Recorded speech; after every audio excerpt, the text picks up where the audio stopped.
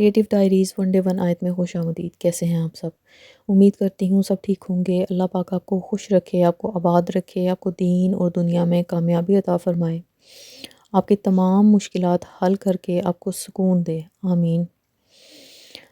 سب سے پہلے آپ کے لائک کرنے کا، آپ کے سبسکرائب کرنے کا بہت بہت شکریہ۔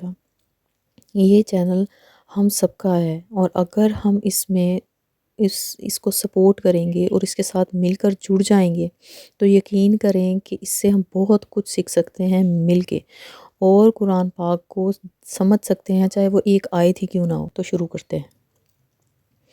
بسم اللہ الرحمن الرحیم۔ وہی ہے جس نے زمین میں جو کچھ ہے تمہارے لیے پیدا کیا، پھر وہ آسمان کی طرف متوجہ ہوا، چنانچہ ان کو 7 آسمانوں کی شکل میں ٹھیک ٹھیک بنا دیا، اور وہ ہر چیز کا پورا علم رکھنے والا ہے۔ صدق اللہ العظیم۔ یہ سورہ بقرہ آیت 29، پارہ پہلا، پارہ رکوع تیسرا، سورہ رکوع تیسرا ہے۔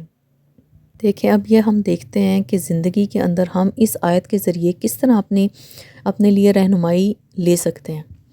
تو اس آیت کے اندر سب سے جو بڑی چیز ہے نا، اللہ تعالیٰ فرماتا ہے کہ شکر گزاری کرو، اور اللہ تعالیٰ کہتا ہے کہ جو بندہ شکر کرتا ہے نا، میں اس کو اور دیتا ہوں۔ ایک نارمل چیز بھی ہے کہ اگر ہم شکر گزار بن کے دنیا کے اندر رہتے ہیں، فار ایگزامپل ہم کسی کی ملازمت کرتے ہیں، ہم کہیں جاب کرتے ہیں، اور اگر ہم تھینک فل والا رویہ رکھتے ہیں تو کیا پازیٹیوٹی ہماری طرف آتی نہیں ہے؟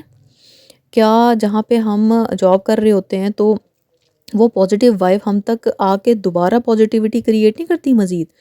تو اس چیز کو ذرا سمجھیں کہ اگر ہم اللہ تعالیٰ کی، اور یہ حقیقت ہے کہ اگر ہم شکر گزار بنیں گے تو اللہ تعالیٰ ہمیں اور دے گا، اور جو چیزیں ہمارے پاس ہیں اللہ تعالیٰ ہمیں غنی کر دے گا، ٹھیک ہے؟ تو انسان کے لیے اللہ تعالیٰ نے ہر چیز کو پیدا کیا، انسان کو ہی زمین سے پیدا کیا، اور انسان کے لیے استعمال کرنے والی جو چیزیں ہیں نا، وہ بھی اللہ تعالیٰ نے زمین سے ہی پیدا کی ہیں۔ یہ کتنا بڑا معجزہ ہے کہ اگر ہم دیکھیں کہ مٹی سے ہی آدم علیہ السلام پیدا ہوئے، اور مٹی سے ہی ہر چیز، چاہے وہ کھانے والی ہو یا استعمال کرنے والی ہو، ہر چیز پیدا کر دی گئی انسان کے لیے، اور مختلف شکلوں کی اور مختلف ذائقوں کی پیدا کی گئی۔ یہ کتنا بڑا معجزہ ہے۔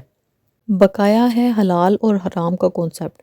تو دیکھیں، زمین کے اندر سے ہی گندا پانی بھی ہے، زمین سے ہی نکلتا ہے نا، یعنی زمین سے نکلتا نہیں تو مطلب زمین پر ہی ہوتا ہے، لیکن وہ اچھا نہیں ہے، ٹھیک ہے؟ تو جو چیز اچھی نہیں ہے نا ہمارے لیے، تو وہ ظاہر ہے ہمارے لیے حرام ہے۔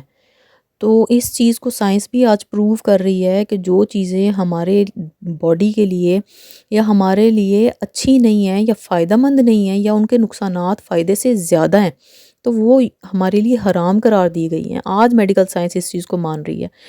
تو ہمیں تو اتنے 100 سالوں پہلے نبی پاک صلی اللہ علیہ وسلم نے بتا دیا، اللہ تعالیٰ کا پیغام پہنچا دیا، تو ہم تو اللہ تعالیٰ کا جتنا شکر ادا کریں نا اتنا ہی کم ہے کہ اتنی چیزیں، اتنی سائنٹیفکلی پروفڈ چیزیں ہمیں اس ٹائم پہ پتہ چلی کہ جن چیزوں کو سائنس آج پروف کر رہی ہے۔